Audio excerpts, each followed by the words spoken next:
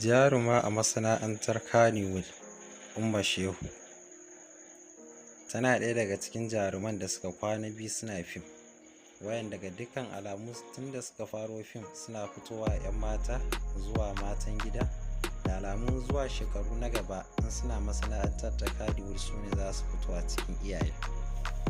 Duk da yanzu an fi saninta da suna Zulli kamar yadda ta fito a gidan Badamasi. A wannan satin ta wallafa wasu hotuna da kayan Fulani kamar yadda kuke gani. Bayan hotunan hadda gajeren bidiyo na 'yan sakanni inda take nuna wannan shiga da ta kayan Fulani ko a ce saki, domin wannan shiga ce ta gargajiya wata su Fulani suke. Kuma dama wata hira da aka yi ta jaruma Umma Shehu ta bayyana wa cewa mutane cewa ita Bafulatana ce zum. Umma Shehu da yawa idan ta wallafa hotunanta a Instagram takan rubuta 'yar Shehu sai ta Allah ta yi.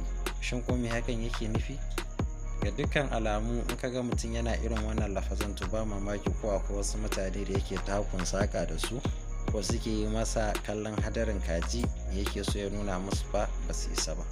To ku yi subscribing din channel ɗinmu sannan ku danna ƙararrawar sanarwa.